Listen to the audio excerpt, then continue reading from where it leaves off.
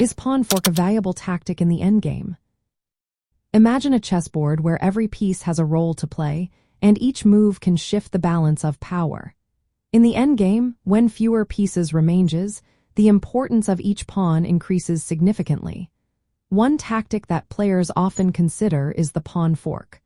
But what exactly is a pawn fork, and can it truly be effective in the endgame? A pawn fork occurs when a single pawn attacks two or more of the opponent's pieces simultaneously.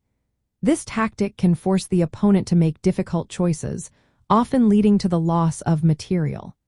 In the endgame, where every piece counts, the ability to threaten multiple pieces with one pawn can be a game changer. The viability of using a pawn fork in the endgame largely depends on the position of the pieces on the board. If the opponent has pieces that are positioned closely together, a pawn fork can create significant pressure. However, if the opponent's pieces are spread out, the chances of executing a successful pawn fork diminish. Another factor to consider is the type of pieces involved. For instance, pawns are generally less effective against pieces that can move freely, such as rooks or queens.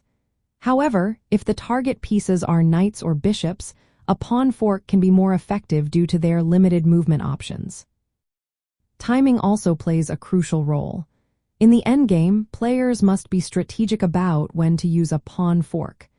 If executed at the right moment, it can lead to a decisive advantage.